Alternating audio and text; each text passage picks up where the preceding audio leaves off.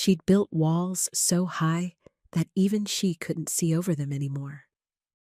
For 10 years, Nora Hale had sworn off touch, trust, and anything that looked like love, until one rain-soaked night when a wrong door and a collision with a stranger shattered every rule she'd made. He was everything she'd been taught to avoid: blue-collar, unpolished, and dangerously kind. But when a single photograph threatened to destroy them both, Nora had to choose between the image she'd spent a decade protecting and the man who made her feel alive for the first time since her world fell apart. What she didn't know was that her carefully constructed life was about to collide with a truth she never saw coming. And this time, running wasn't an option. If you're watching this, hit subscribe and tell me where you're watching from in the comments. You won't want to miss what happens next. The rain hissed against the hotel windows like it had something to say. Nora Hale stood in the third-floor hallway, her leather carry-on sitting crooked against her leg, and stared at the keycard in her hand like it had personally betrayed her. Room 317. That's what the front desk had told her. She'd repeated it twice to make sure. But the little light on the door reader blinked red. Again. And again. "Come on," she muttered, swiping it one more time. Red. Her shoulders sagged. The flight from Seattle had been delayed 3 hours. She'd spent most of that time answering emails in an airport chair that felt like it was designed by someone who hated the human spine. Her wrist throbbed where she'd banged it on the overhead compartment. All she wanted was a bed, a hot shower, and 8 hours where nobody needed anything from her. She shoved the card in one more time, harder, like that would help, and the lock didn't click. But the door moved, just a little. Unlocked. Relief flooded through her. Maybe the system had glitched. Maybe housekeeping had left it open by mistake. She didn't care. She pushed the door open and stepped inside, already reaching for the light switch, and walked straight into someone, chest to chest, solid, warm, real. Nora gasped and stumbled backward. A hand caught her elbow, gentle but firm, and steadied her before she could fall. "Whoa, whoa, easy," a voice said, deep, surprised, kind. She looked up. The man standing in front of her was tall, with dark brown skin and close-cropped hair. He wore a gray hoodie and jeans, and his eyes, warm brown, wide with shock, locked on hers. His hand was still on her elbow. Nora's brain caught up a second later. Wrong room. She'd just barged into someone's hotel room. "Oh my God," she breathed, pulling back. "I'm so sorry.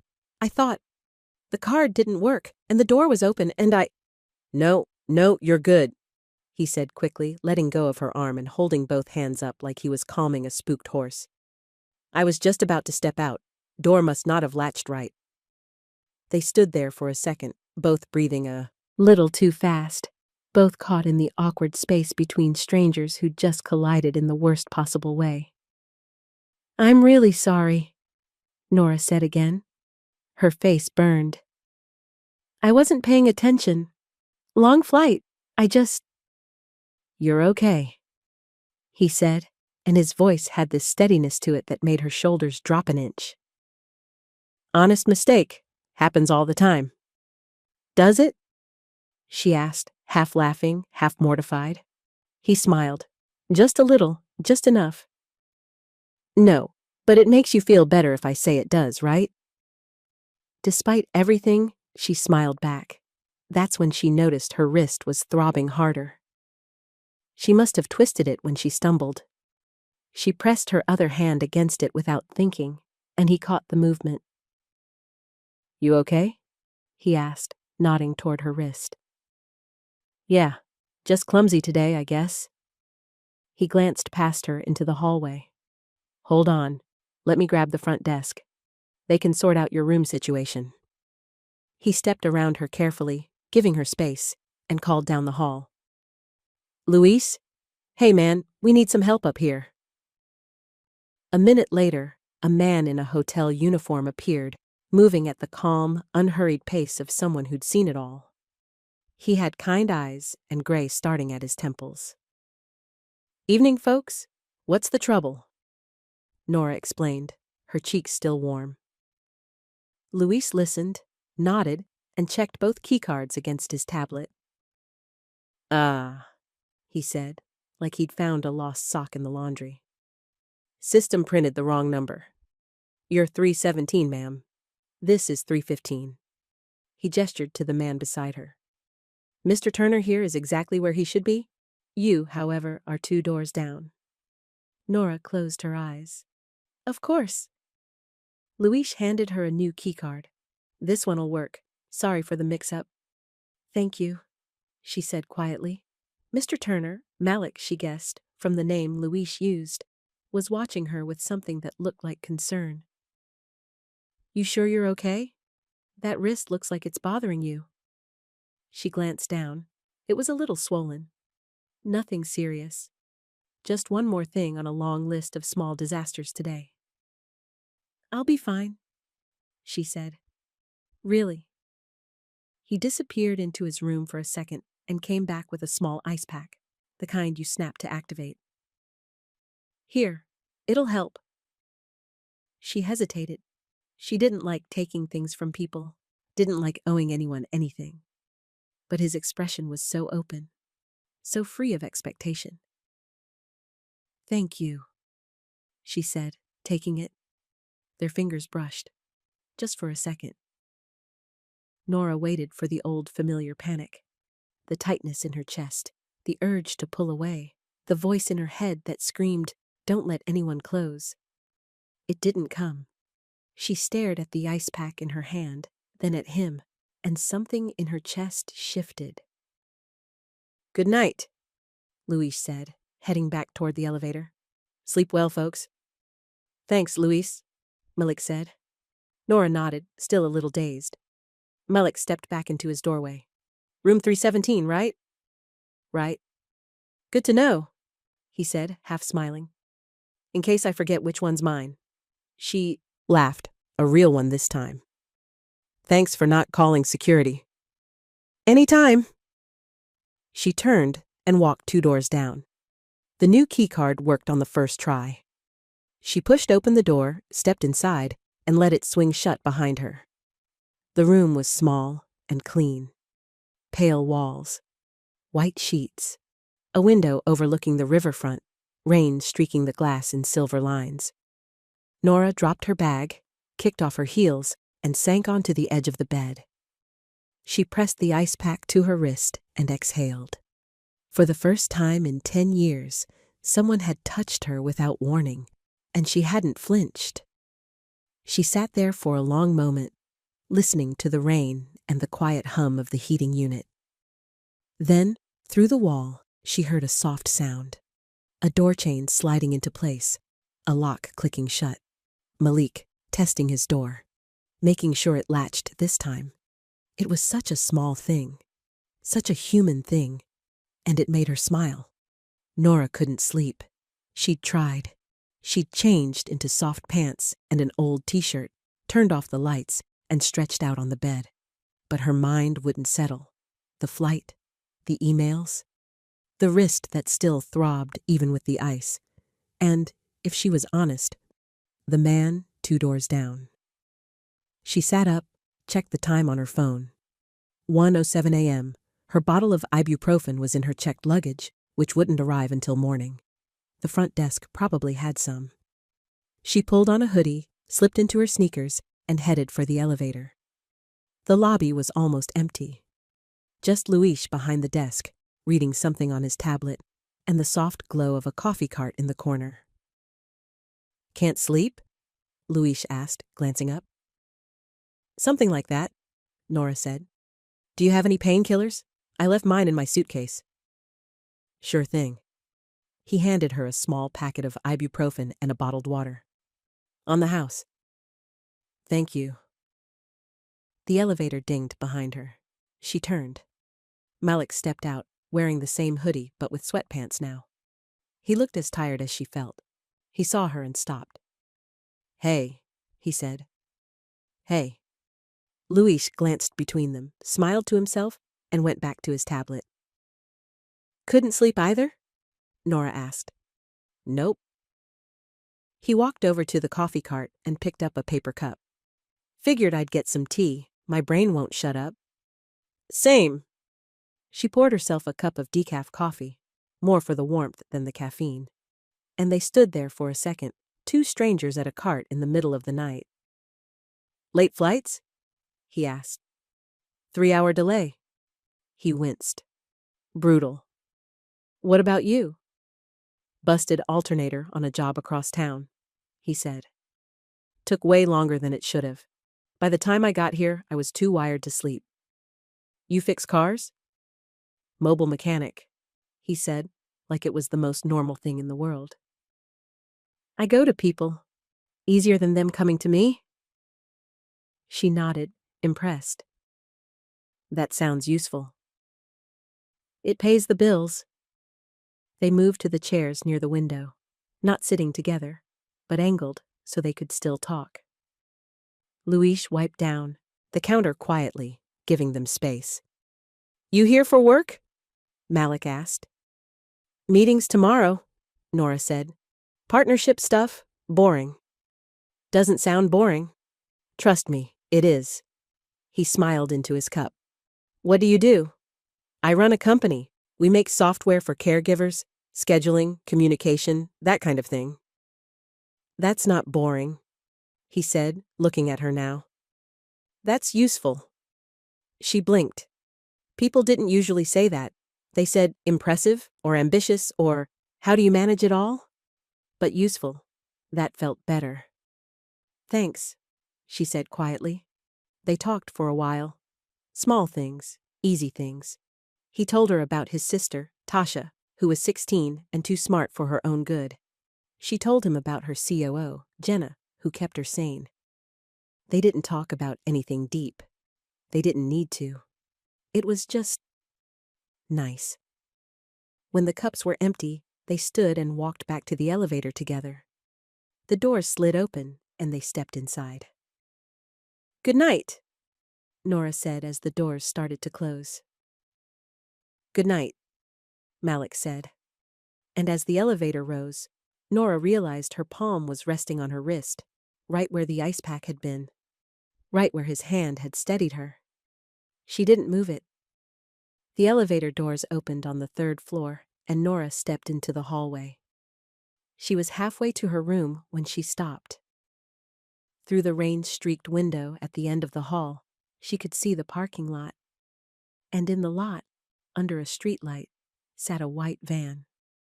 Turner Mobile Auto was painted on the side in bold blue letters. Her heart skipped. She'd seen that van before. A month ago, her driver's car had broken down on the way to a meeting. A mobile mechanic had shown up in under 20 minutes, fixed the alternator, and refused a tip. She remembered because the driver had raved about him for a week. That van, that mechanic, Malik. She spun around and hurried back to the elevator, pressing the button 3 times like that would make it come faster. When the doors opened, he was still inside, leaning against the back wall with his empty cup. You? She said, breathless.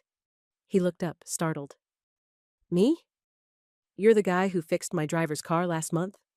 Lawrence, silver sedan, alternator. His eyes widened, then he laughed, this full, surprised sound that made her smile. No way. Yes way. He wouldn't stop talking about you. Small world, Malik said, shaking his head. Really small. They stood there, grinning at each other like idiots. Good night, she said finally. For real this time.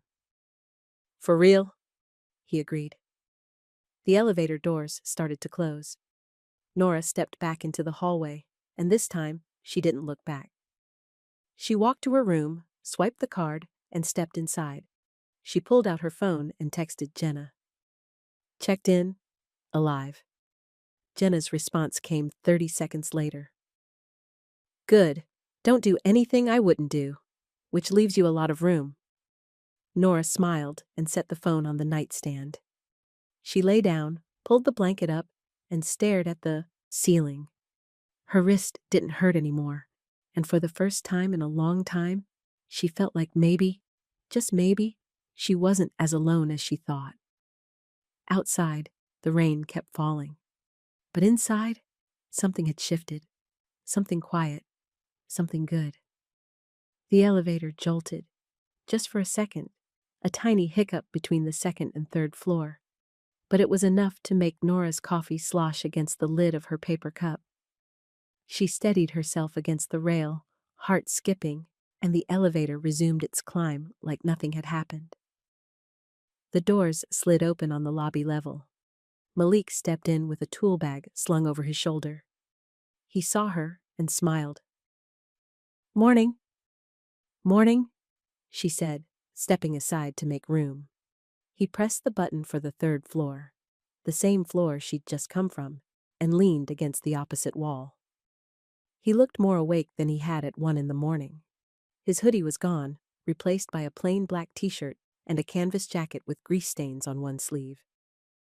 The doors closed. The elevator started to rise, and then it jolted again. This time, harder. Nora grabbed the rail.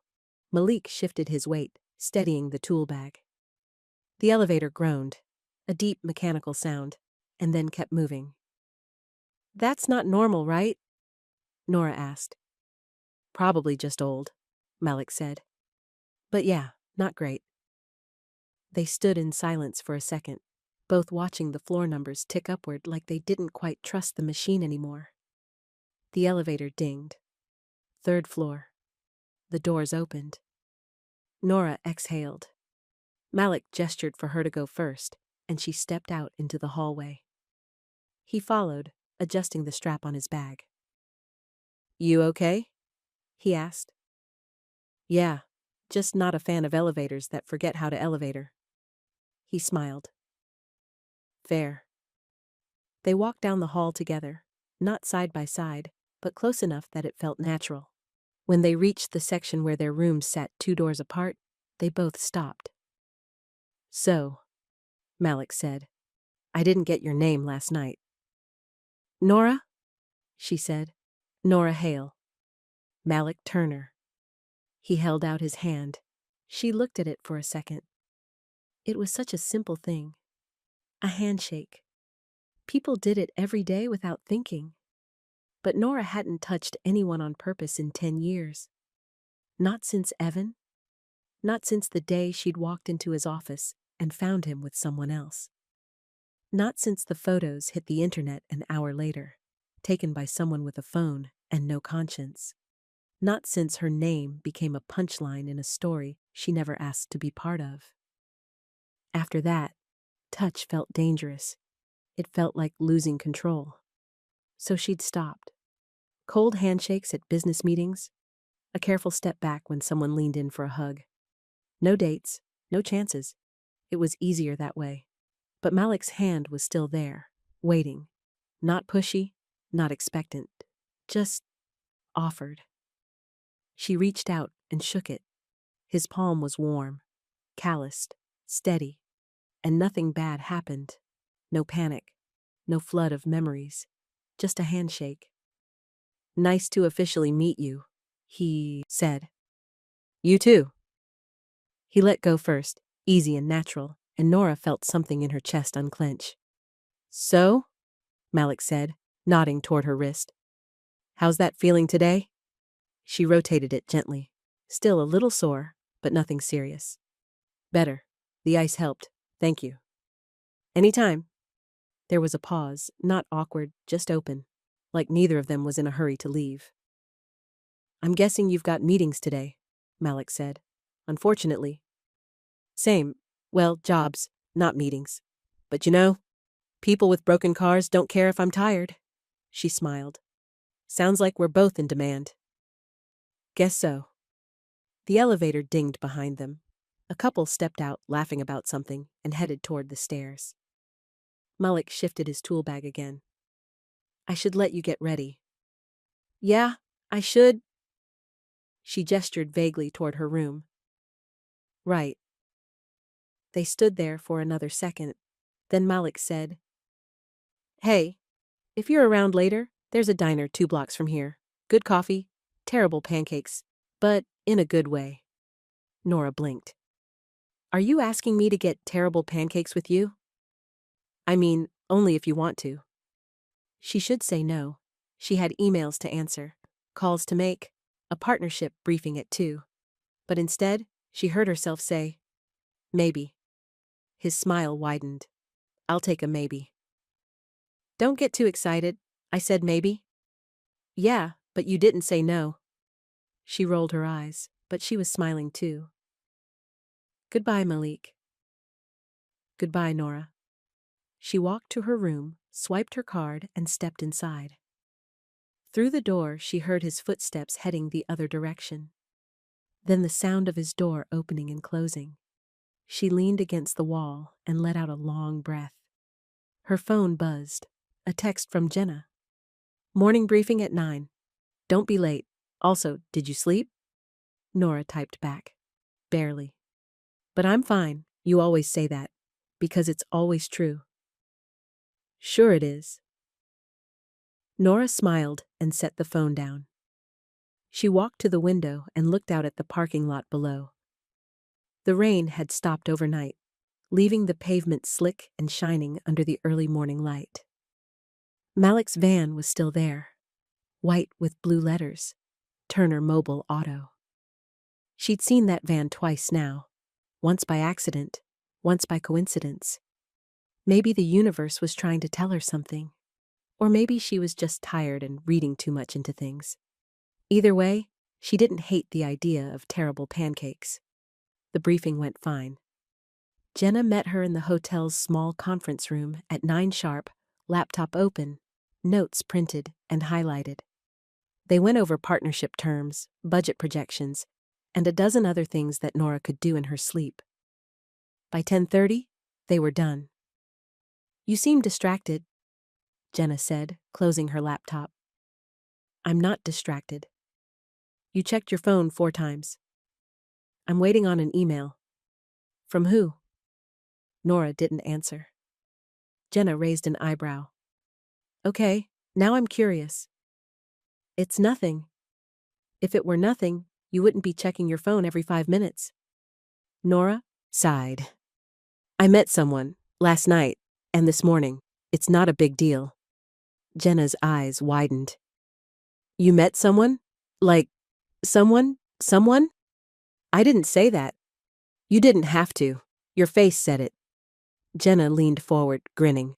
Tell me everything. There's nothing to tell. Nora? Fine. I accidentally walked into his hotel room last night because the front desk gave me the wrong key. We ran into each other again this morning. He seems nice. That's it. That is not it. You're blushing. I am not. You are. Oh my God, you are. Jenna sat back, looking delighted. What's his name? Malik. What does he do? He's a mechanic. Okay, and? And nothing. We talked for like 10 minutes. It's not a thing. But you want it to be a thing. Nora opened her mouth to argue, then stopped. Because Jenna wasn't wrong. I don't know, she said quietly. Maybe. Jenna's smile softened. Good. You deserve a maybe. Nora looked down at her hands. I haven't done this in a long time. I know. I'm not sure I remember how. Nobody does. That's the whole point. They sat there for a moment, the weight of 10 years sitting between them. If you want to spend time with him, Jenna said gently. Spend time with him. Just be careful. Not because he's dangerous, but because you're rusty. Nora laughed, short and surprised. Wow, thanks. You know what I mean? I do. Jenna stood, gathering her things. I've got to run, but text me later, okay? Let me know you're alive and not doing anything reckless. I never do anything reckless. Exactly. That's the problem. Jenna left. Nora sat alone in the conference room for a few minutes, staring at the blank wall and thinking about terrible pancakes. Her phone buzzed. An unknown number. Hey, it's Malik. Got your number from Luis. Hope that's okay? Still up for that diner later? No pressure. Nora stared at the message. Her thumb hovered over the screen. She could ignore it. She could say she was busy. She could protect herself the way she'd been protecting herself for a decade. Or she could say yes. She typed back. Sure. What time? The reply came 30 seconds later. 6? See you then? She set the phone down and pressed her palms against the table. Her heart was beating too fast. But it wasn't panic. It was something else. Something she hadn't felt in a long time. Hope. Nora spent the afternoon in her room, answering emails and pretending to focus. But every 15 minutes, she'd glance at the clock. By 5:30, she gave up and started getting ready. She changed into jeans and a soft sweater. Nothing fancy. Nothing that screamed, trying too hard. She brushed her hair, checked her reflection, and then checked it again. She looked like herself. Tired, maybe, a little nervous, but herself. At 5:55, she grabbed her jacket and headed downstairs. The lobby was quiet. Luis was at the desk, and he gave her a small, knowing smile as she passed. Malik was waiting near the door, hands in his pockets, looking out at the street.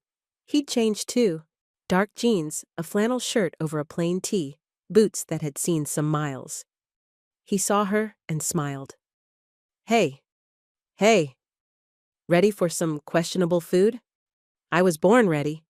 He laughed, and they stepped outside together. The air was cool and clean, still damp from last night's rain. The streetlights were just starting to flicker on, casting everything in soft gold. They walked side by side, not talking much, just walking. And it felt easy, like they'd done this before, like they'd do it again. The diner was 2 blocks away, tucked between a dry cleaner and a hardware store. The sign out front said Lola's in faded red letters, and through the windows, Nora could see vinyl booths and a counter with spinning stools. Malik held the door open, and she stepped inside. The smell hit her first. Coffee, bacon, something sweet and buttery. A woman behind the counter looked up and grinned. Malik Turner, she said, voice warm and big. Where you been? Busy, Lola. You know how it is. I do. And who's this? This is Nora. Lola looked Nora up and down, not judging, just taking her in. Then she smiled. Welcome, honey. Sit anywhere you like. They slid into a booth near the window. The vinyl creaked under them, and the table was a little sticky, but Nora didn't care. A waitress, young, with a name tag that said Becca, dropped off 2 menus and filled their water glasses without asking. Lola's niece, Malik said after she left. She's been working here since she was 14. You come here a lot? Enough that they know my order. Which is? Pancakes, extra butter, black coffee. The terrible pancakes? The very ones. Nora smiled and looked at the menu. Everything was exactly what you'd expect. Eggs, hash browns, burgers, pie, nothing fancy. Nothing pretending to be something it wasn't. She liked it. When Becca came back, Nora ordered the same thing Malik did. Pancakes, extra butter, coffee. Brave choice, he said after Becca left. You sold me on them. I might have oversold them. Too late now. They talked while they waited. Easy things at first. Tasha's math grades. Jenna's habit of triple-checking everything. The rain, the terrible elevator. But then Malik said, Can I ask you something?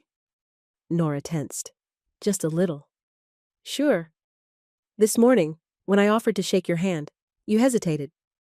She looked down at her water glass. I did. I'm not judging. I noticed. She took a breath. I don't like being touched. Most of the time. Okay. I mean, I'm fine with it in small doses. Business stuff, handshakes, whatever. But anything more than that. She trailed off. You don't have to explain, Malik said quietly. I know, but I want to. She looked up at him. 10 years ago, I was engaged. He cheated. Someone took pictures. It became this whole public thing. After that, I didn't want anyone close. It felt safer to keep distance. Malik didn't say anything for a moment. Then he nodded. That makes sense. It does? Yeah, you got hurt. You put up walls. That's not weird. That's human. Something in Nora's chest loosened. Thank you, she said. For what? For not making it a big deal. It's not a big deal. It's just a thing. Everybody's got things. What's yours? He smiled, sad, just a little. I had a client once. Wealthy guy, big house, fancy cars. I fixed his Porsche, did a good job, charged him a fair rate. He looked at me like I was trying to rob him. Told me I was lucky he was even letting me work on it. Nora's jaw tightened. What did you do? Finished the job, took my money, never went back. He shrugged, but it stuck with me. The way he looked at me, like I wasn't worth the space I was taking up. I'm sorry. It is what it is. You learn who to work for and who to avoid. The pancakes arrived, golden, butter melting into every crevice, syrup on the side. They looked perfect. Nora took a bite. They were terrible, and somehow that made them better. Malik watched her face and started laughing. Told you. You were right. I'm always right. Let's not get carried away. They ate and talked and laughed, and the diner filled up around them with people coming in from work, from errands, from life. But in their booth by the window, it felt like the whole world had shrunk down to just the two of them. When the check came, Malik reached for it. Nora grabbed it first. I've got this. You sure? You brought me here. I'm buying. Deal. Outside, the air had cooled even more. They walked slowly back toward the hotel, hands in their pockets, shoulders almost but not quite touching. Thanks for this, Nora said. I needed it. Any time. They reached the hotel entrance. Luis waved from inside. Malik turned to her. So, same time tomorrow? She blinked. You want to do this again? If you do. And Nora realized she did. More than she'd wanted anything in a long time. Yeah, she said. Let's do it again. Good. They stood there for a second, neither one moving. Then Malik said, Good night, Nora. Good night, Malik. She walked inside, feeling his eyes on her back until the doors closed. And when she got to her room and checked her phone, there was a text from Jenna. Still alive? Nora smiled. Very much so. Good. Don't screw this up. I'll try not to. She set the phone down, crawled into bed, and for the first time in 10 years, she let herself imagine what it might feel like to let someone in. Not all the way, not yet, but maybe, just maybe. Nora woke to sunlight streaming through the curtains and the sound of her phone buzzing on the nightstand. She reached for it, squinting at the screen. A text from an unknown number. Saw you getting cozy at the Riverlight. Below it, a photo thumbnail. Her stomach dropped. She opened the message. The photo was grainy, taken from across the lobby, probably on a phone, but clear enough. Her and Malik standing by the coffee cart yesterday morning, both holding paper cups, both smiling. The angle made it look closer than it was, more intimate. The sender was someone she'd met at a conference 2 years ago. Barely knew, hadn't spoken to since. But clearly, they'd recognized her. And clearly, they thought this was worth mentioning. Nora stared at the phone, her chest tightening. She hadn't done anything wrong. They'd had coffee, they'd talked, that was it. But she could already imagine what people would say. The CEO spotted with a mystery man at a hotel. Late at night, how convenient. It didn't matter that it wasn't like that. It never mattered. She set the phone down and pressed her palms to her eyes. 10 years ago, She'd learned that other people's perceptions could destroy you faster than the truth could save you. Evan's betrayal had hurt. But the photos, the gossip, the assumptions, the way people looked at her afterward, that had been the real wound. She'd spent a decade rebuilding, proving herself, keeping her personal life so quiet there was nothing to talk about. And now, one random photo, and it could all start again. Her phone buzzed again. Jenna this time. "Good morning, status report?" Nora typed back. "Need to talk. Lobby in 10, on my way." Jenna arrived in 8 minutes, looking sharp in a blazer and jeans, her hair pulled back in a no-nonsense ponytail. She took one look at Nora's face and sat down. "What happened?" Nora handed her the phone. Jenna read the message, looked at the photo, and her jaw tightened. "Who sent this?" "Someone I barely know. We met at a conference once." "And they thought this was appropriate to send you because people love drama." Jenna zoomed in on the photo, studying it. "You're just standing there, with coffee. This is nothing. It doesn't look like nothing. It looks like two people having a conversation. In a hotel, late at night." Jenna set the phone down. "Okay, let's think about this. Who else might have seen this?" "I don't know. It was early morning. There were a few people in the lobby. Someone must have taken it and shared it." "Do you care?" Nora looked at her. "Do I care?" "Yeah. Do you actually care what some random person thinks? Or are you worried about what the board thinks? The partners? Clients?" Nora opened her mouth, then closed it. Because Jenna was right. She didn't care about the stranger who sent the text. She cared about her reputation, her business, the image she'd built so carefully over the last 10 years. "I care about protecting what I've worked for," Nora said quietly. "I get that, but this?" Jenna gestured at the phone. "This is a person being nosy. It's not a scandal. It's not even news. You had coffee with a guy. So what?" "So it looks bad."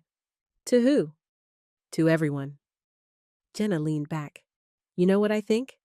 "What?" "I think you're scared, and I get it. But you can't live your whole life avoiding things just because they might look bad." Nora didn't answer, because Jenna was right about that too. Across the lobby, the elevator doors opened. Malik stepped out, tool bag over his shoulder, same canvas jacket as yesterday. He saw Nora and started to smile, then saw her face and stopped. He crossed the lobby in a few long strides. "Hey," he said. "You okay?" Nora glanced at Jenna, then back at Malik.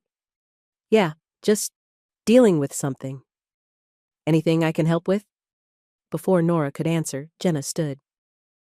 "I'm Jenna, Nora's friend and COO. Malik shook her hand. "Malik, the guy from the coffee cart photo apparently?" Jenna blinked. "You know about the photo?" "Luis mentioned it. Said some guest was taking pictures of everything yesterday morning. Figured it was only a matter of time before one landed somewhere." He said it so calmly, like it didn't matter. "You're not worried?" Nora asked. Malik shrugged.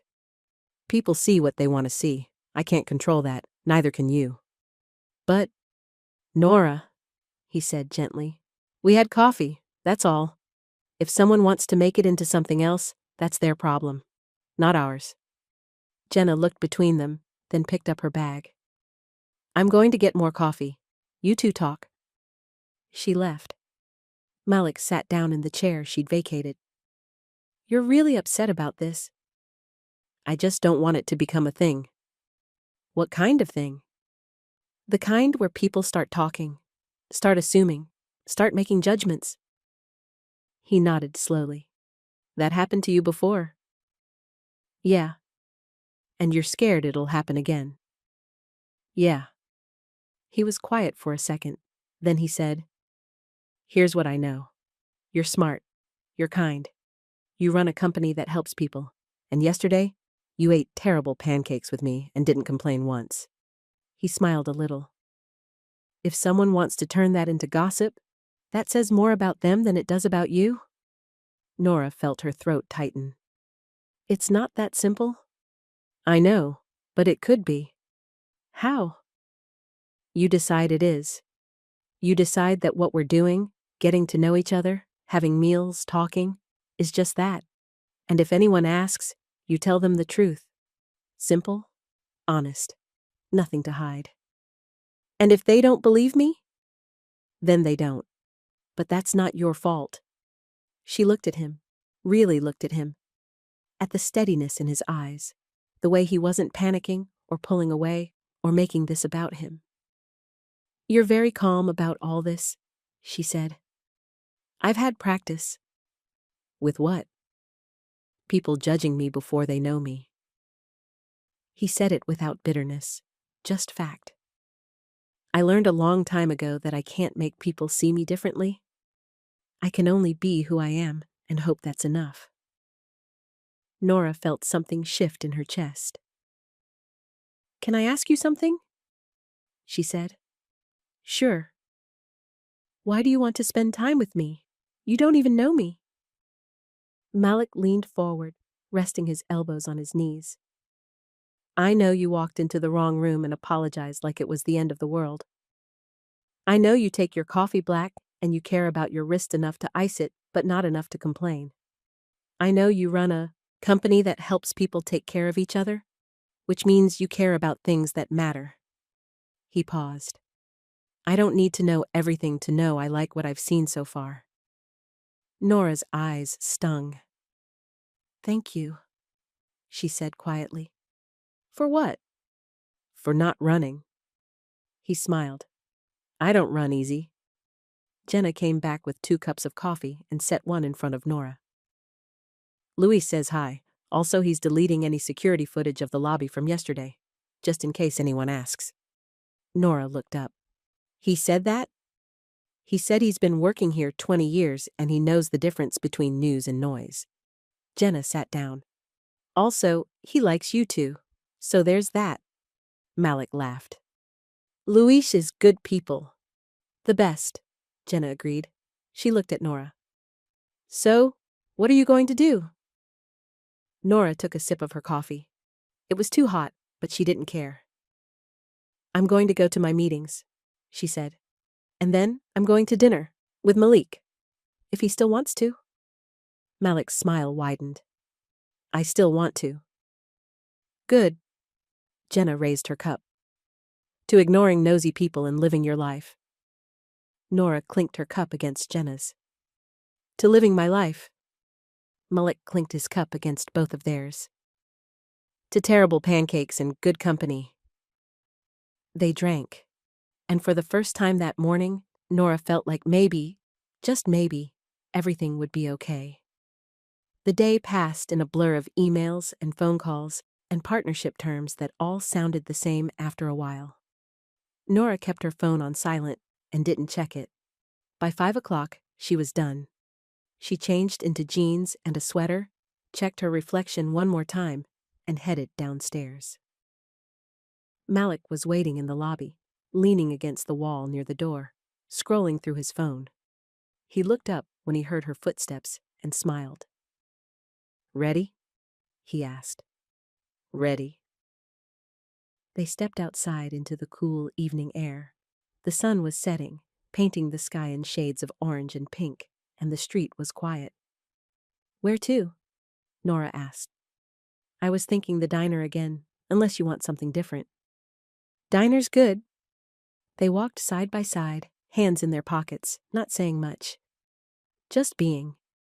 Halfway there, Malik's phone rang. He glanced at the screen and smiled. It's Tasha. 1 sec. He answered. Hey kid, what's up? Nora could hear a teenage girl's voice on the other end, fast, bright, teasing. No, I'm not working, Malik said, laughing. I'm on my way to dinner. More talking. With a friend, yeah, a friend. The teasing got louder. Tasha, I swear. He glanced at Nora, his smile a little sheepish. Okay, fine, I'll bring you back pie. Yes, the good kind. Love you too. Bye. He hung up and shook his head. Sorry, she's 16. She thinks she's hilarious. She sounds hilarious. She is, and she's nosy. Does she know about me? She knows I'm having dinner with someone. She'll want the full report later. Nora smiled. No pressure. None at all. They reached the diner, and Lola greeted them like old friends. Becca seated them in the same booth by the window, and they ordered the same thing as yesterday. Terrible pancakes, extra butter, black coffee.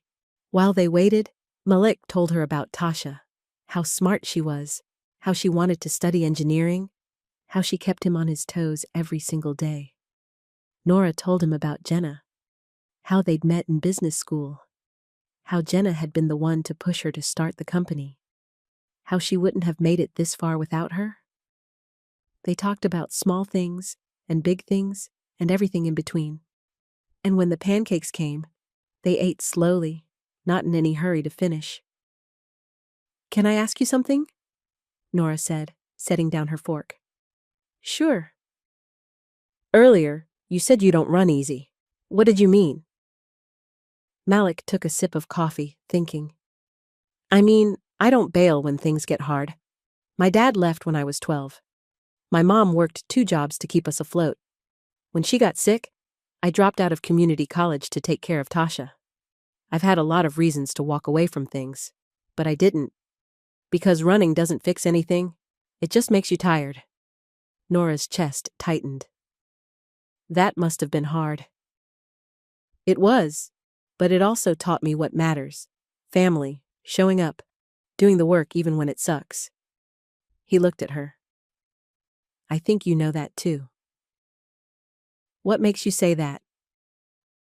Because you built something from the ground up, and you're still here, even after people tried to tear you down. That takes guts. Nora felt her eyes sting again. I don't feel gutsy. You don't have to feel it for it to be true. They sat in silence for a moment, the diner humming around them, and Nora realized something. She felt safe, not because nothing bad could happen, but because Malik felt like someone who wouldn't run when it did. Thank you, she said. For what? For being here, for not making this weird, for just being you. He smiled. Same to you.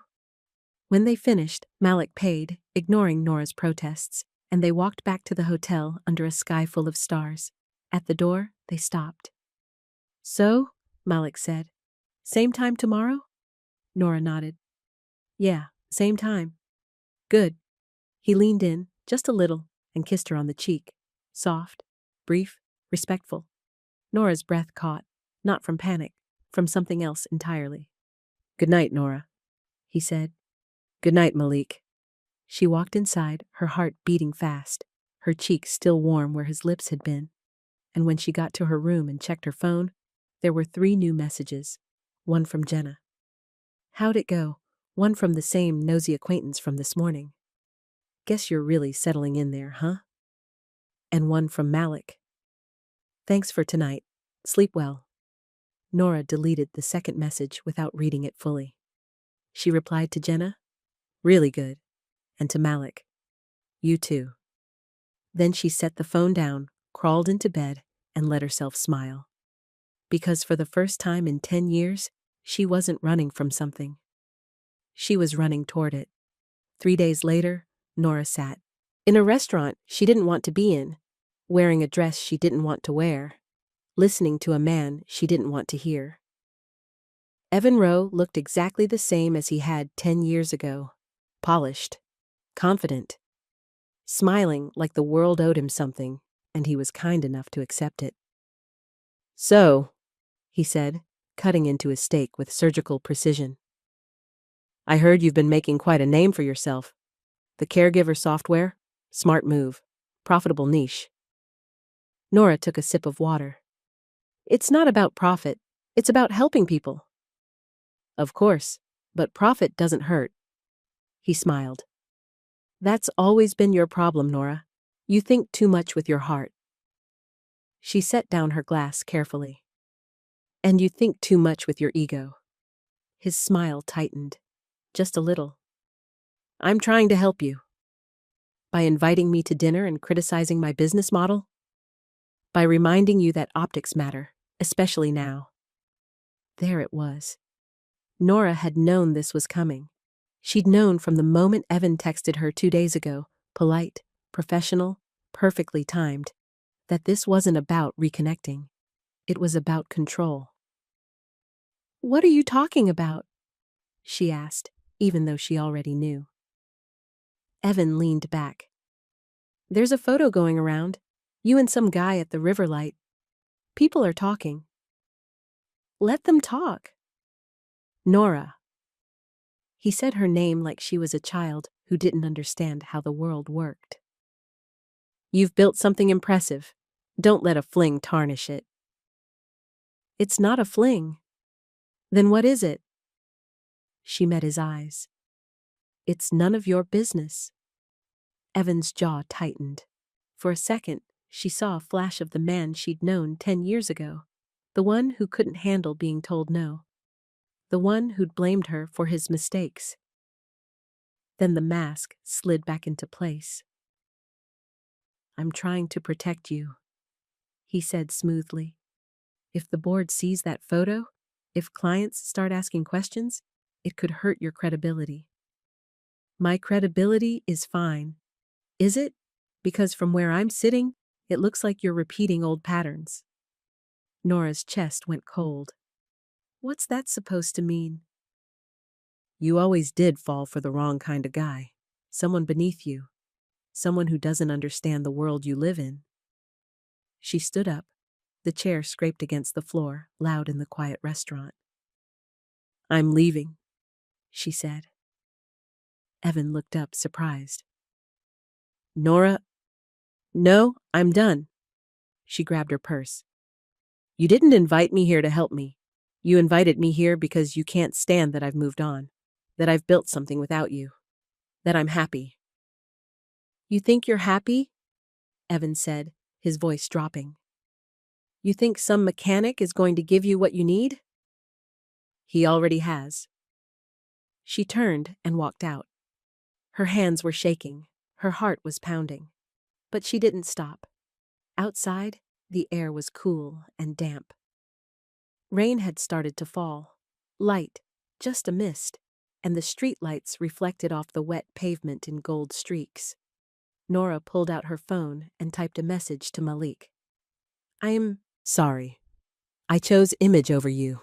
Can we talk in the lobby?" She stared at the message for a long moment. Then she hit send. Across town, Malik lay under a minivan, tightening a belt that had come loose, rain dripping past his ear from the wheel well above him.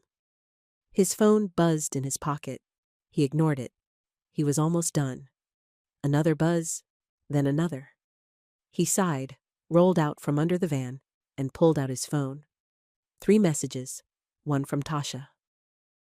"Let the soft thing win," one from Luis. "She's looking for you," and one from Nora. He read it twice. Then he wiped his hands on a rag, grabbed his jacket, and headed for the van. Nora sat in the lobby, hands wrapped around a cup of coffee she hadn't touched, watching the doors. Luis had set the cup down without a word and disappeared into the back office, giving her space. Jenna had called twice. Nora hadn't answered.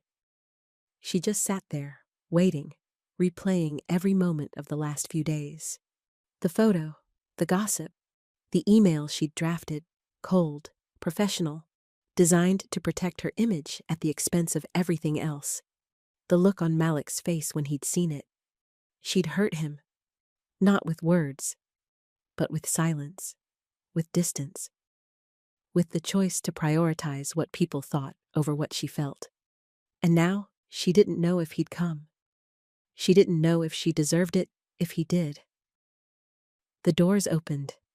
Malik stepped inside, rain-spotted jacket over his t-shirt, tool bag slung over one shoulder.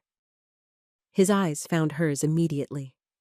He crossed the lobby in a few long strides and sat down across from her. "Hey," he said. "Hey." They sat in silence for a moment. Then Nora said, "I'm sorry." Malik nodded. I know. I got scared. Someone sent me that photo, and then more people started talking, and Evan showed up. Evan? My ex. He invited me to dinner, said he wanted to help. But really, he just wanted to remind me that image matters more than anything else. She looked down at her hands, and for a minute, I believed him. But you don't now. No, I don't. She looked up. Because the truth is, I don't care what Evan thinks, or what some random person with a camera thinks. I care what you think, and I care that I hurt you. Malik leaned forward, resting his elbows on his knees. You didn't hurt me, Nora. You scared me. What? When I saw that email, the one where you called me a vendor, a colleague, like I was just some guy you hired, I thought you were pulling away. I thought you were choosing the safe thing over the real thing. And I get it. You've been burned before. But so have I. And I can't do this if you're going to hide me every time someone looks sideways. Nora's throat tightened. I wasn't trying to hide you. I know, but it felt like it. I'm sorry. I know you are. He reached across the table and held out his hand. So here's what I need. If we're going to do this, really do this, I need honesty. I need you to tell me when you're scared. I need you to talk to me instead of disappearing into your head, and I need to know that you're not going to let other people decide what we are. Nora took his hand. His palm was warm and rough and steady. I can do that, she said. You sure? Yeah, I'm sure. He squeezed her hand gently. Good, because I really like you, Nora Hale, and I don't want to walk away from this. I don't either. They sat there, hands linked across the table, and Nora felt something in her chest settle. Not because everything was fixed, but because they were choosing to try. Luis appeared with 2 fresh cups of coffee and set them down without a word. Then he smiled and walked away. Malik picked up his cup. So, what now?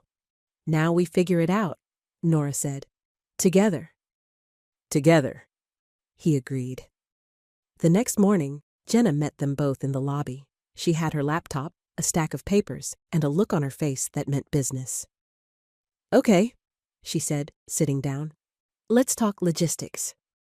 Malik looked at Nora. Logistics? She means boundaries, Nora said. Work boundaries. Jenna nodded. If Malik is going to do any work for Nora's company, which, let's be honest, he probably will at some point, it needs to go through me. Fair rates, clear contracts, no favors, no awkward power dynamics. Malik blinked. You've thought about this. I think about everything, Jenna said. That's my job. Nora smiled. She's good at it. Clearly. They spent the next 20 minutes hammering out the details. Malik would be added to the company's vendor list. Any work would be billed at his standard rate. No discounts, no exceptions.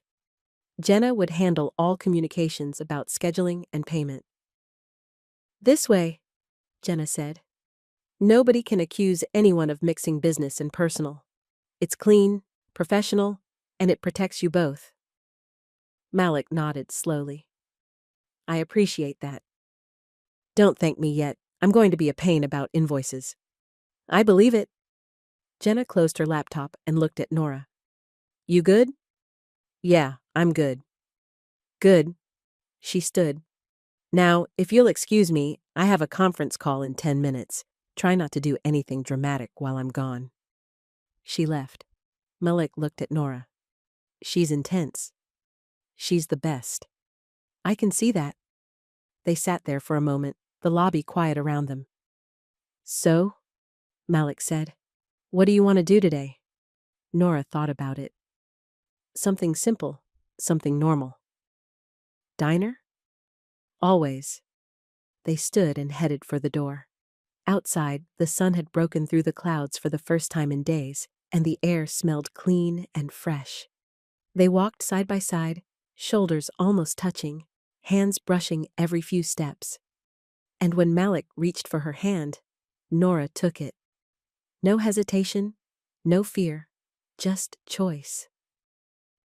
1 month later, Nora sat in the same diner booth by the window, watching Malik argue with Tasha about whether pineapple belonged on pizza.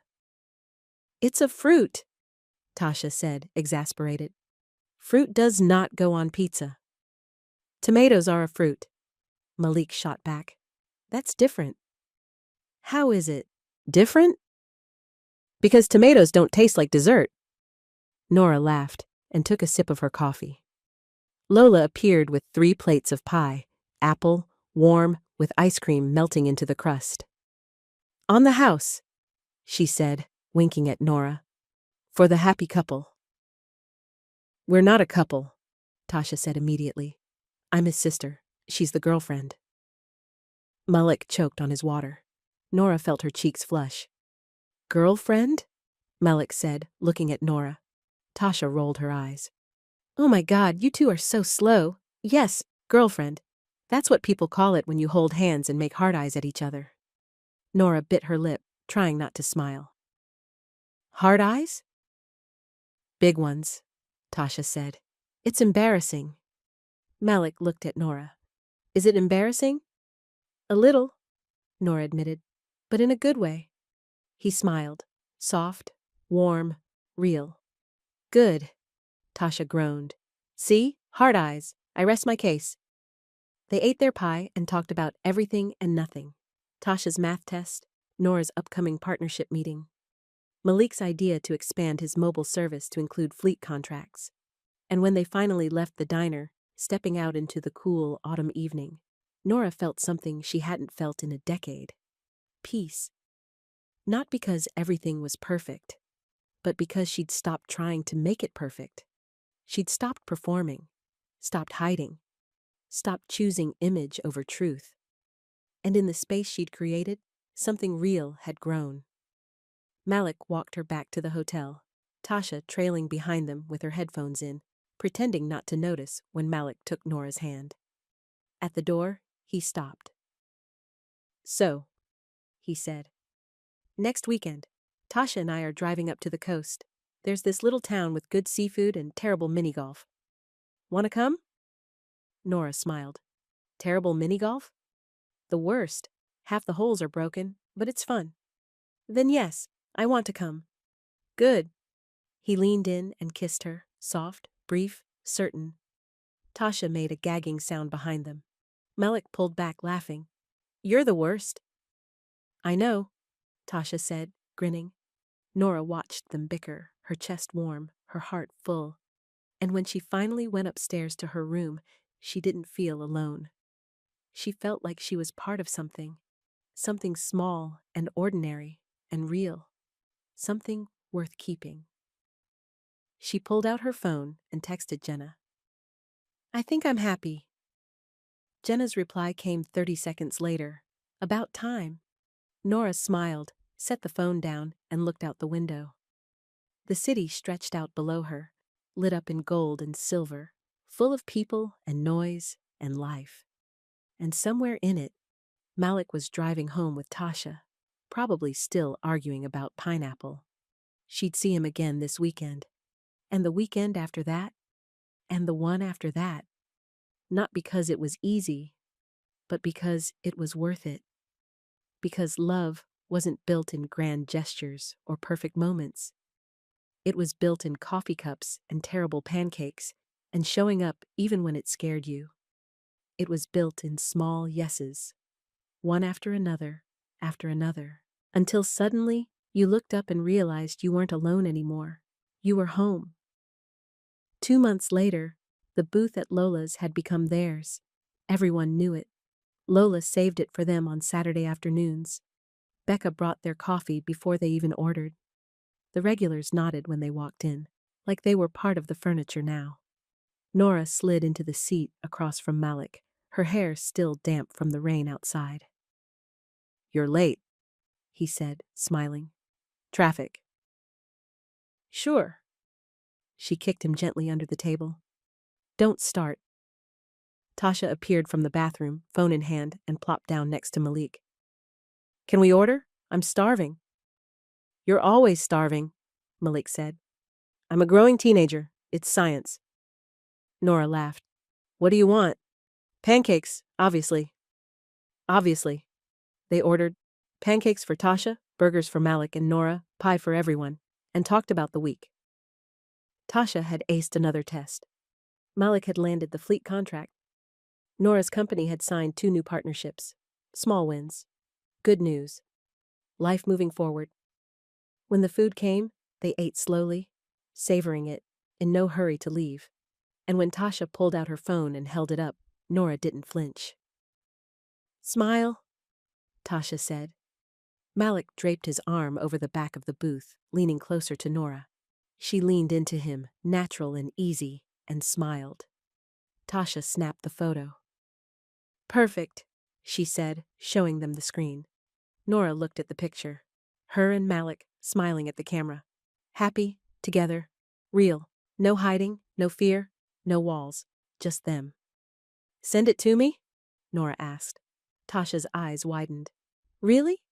Really? Are you going to post it? Nora thought about it. Then she smiled. Maybe? Malik squeezed her shoulder gently. You don't have to. I know, she said, but I want to. Because she wasn't afraid anymore. Not of photos, not of gossip, not of what people might think. She was afraid of losing this, of letting fear steal something good, and she wasn't going to let that happen. Later, when they stepped outside into the cool evening air, Malik took her hand. You sure about this? He asked. The photo, everything. I'm sure. No regrets? Not a single one. He kissed her forehead. Good. They walked back to the hotel together, Tasha trailing behind them, humming something off-key. And when Nora finally posted the photo that night, no caption, no explanation, just the 3 of them smiling in a diner booth, she didn't check to see who liked it. She didn't check to see who commented. She just set the phone down and went to bed. Because the only opinions that mattered were hers, Malik's, and Tasha's. And they already knew the truth. Love wasn't something you performed for other people. It was something you built in the quiet moments, in the ordinary days, in the small, brave choices to keep showing up. And that was exactly what she was going to do. Show up. Every day, for as long as he'd have her. And from the way Malik smiled at her when she told him that, wide and warm and certain, she had a feeling it was going to be a very long time. The end.